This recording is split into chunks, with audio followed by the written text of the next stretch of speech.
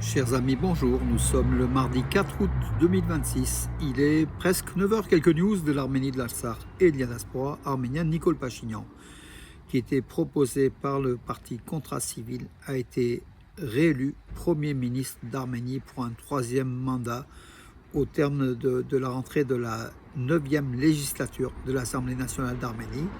Donc sa candidature a été proposée par son parti Contrat Civil et le président arménien de la République d'Arménie, Vakhen Khatchaturian, a signé hier le décret qui réalisait Nicole Pachinian, Premier ministre d'Arménie pour la troisième fois, donc troisième mandat de Nicole Pachinian à la tête de l'Arménie. Et c'est aussi sans surprise que Rupen Rupinian a été donc élu président de l'Assemblée nationale d'Arménie, par 105 députés. Sur les 105 députés que compte le Parlement, 91 ont participé au vote, 63 ont voté pour et 28 contre. Voilà, donc sachant que le groupe Contrat Civil de Nicole Pachinian dispose de 64 députés. Il y a une majorité au niveau du Parlement. Rupen Rupinian, qui était le vice-président de l'Assemblée nationale d'Arménie. Le président, c'était Alan Simonian, qui a été limogé, évincé.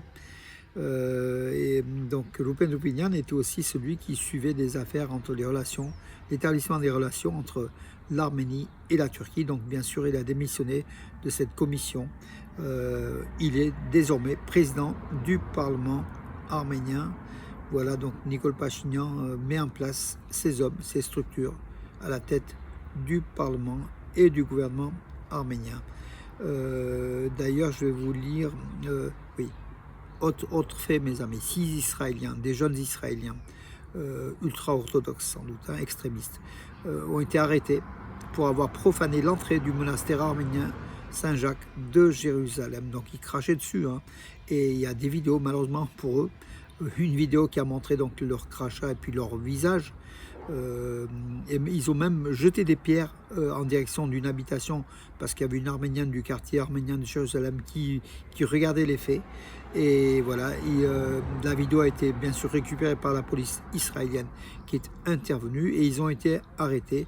Ce sont 6 résidents juifs d'Israël. Donc on verra ce que la police israélienne prendra comme sanction pour ces actes qui se multiplient de plus en plus dans la vieille ville de Jérusalem contre les chrétiens, contre les Arméniens particulièrement.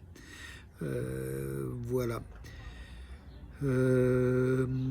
Donc les nominations de Lilith Makuns, l'ex-ambassadrice d'Arménie aux États-Unis, qui est désormais qui a été nommée au poste de chef du cabinet du Premier ministre arménien Nicole Pachinian. Elle remplacera Araïk Haroutunian, qui a été démissionné de ce poste et qui est désormais député. Peut-être une disgrâce pour Araïk Haroutunian. Donc désormais, c'est Lilith Makuns qui est le chef de cabinet du Premier ministre d'Arménie, Nicole Pachinian. L'Azerbaïdjan, qui proclame la paix, devient le pays doté de la force aérienne la plus puissante du Caucase du Sud, selon Forbes. Avec l'acquisition de 40 chasseurs modernes JF-17C Block auprès du Pakistan, pour 4,2 milliards de dollars, alors qu'il devait en acheter que 16. Donc ce montant a été porté à 40. Voilà, l'Azerbaïdjan détient désormais, pour remplacer ces MiG-29 obsolètes, l'Azerbaïdjan devient la force aérienne la plus importante du Sud-Caucase. Et Pachinian peut démontrer son armée, mes amis. Donc l'Azerbaïdjan a 2-3 longueurs d'avance par rapport à l'Arménie. Le Catholicos Kalekin Dodeshmiazin, qui a exhorté les députés nouvellement élus à accomplir leur mission législative avec zèle et rester fidèles à leur vocation. Il les a reçus à Saint-Etchmiadzin le 2 août, donc dimanche, après la séance du Parlement arménien. Les groupes donc Arménie Forte et le groupe Ayastan, Arménie Forte dirigé par Samuel Karapetyan, Narek Karapetyan, son neveu qui est le leader, et Arménie Ayastan de Robert Kocharian, ont été reçus à Saint-Etchmiadzin. Donc ce sont les partis d'opposition. Etchmiadzin s'est placé bien sûr sur le camp de l'opposition, comme on le voit. Le Catholicos Kalekin II les a reçus. Construction d'une école de sport à Miasnikian dans la région d'Almaty. Donc voilà, le gouvernement Pachinian, malgré les critiques, construit des écoles, de nombreuses écoles, entre 400 et 500 lors de planifiés. Et c'est vrai qu'on n'a pas vu cet engouement sous l'ère des Sarkissiens et des Kocharians. Voilà, construction d'écoles, de nombreuses écoles en Arménie. Et c'est une bonne chose pour l'Arménie, bien sûr, pour le développement en Arménie. Alors Pachinian a été réélu, donc je vais vous dire aussi une autre information. Non, je ne l'ai pas mise, logiquement elle y était. Écoutez, les ministres en place ont été tous réélus, tous les ministres, sauf le ministre de l'Industrie et des Hautes Technologies, Mkhitarya El Abedian, qui a démissionné, qui ne voulait pas pour un autre mandat de ministre. À ce poste-là, il a été comment dirais-je, remplacé par un autre ministre. Voilà. Sinon, tout le reste, tous les autres ministres ont été réélus à leur poste par le gouvernement numéro 3 de Nicole Pachinian. Donc ça continue.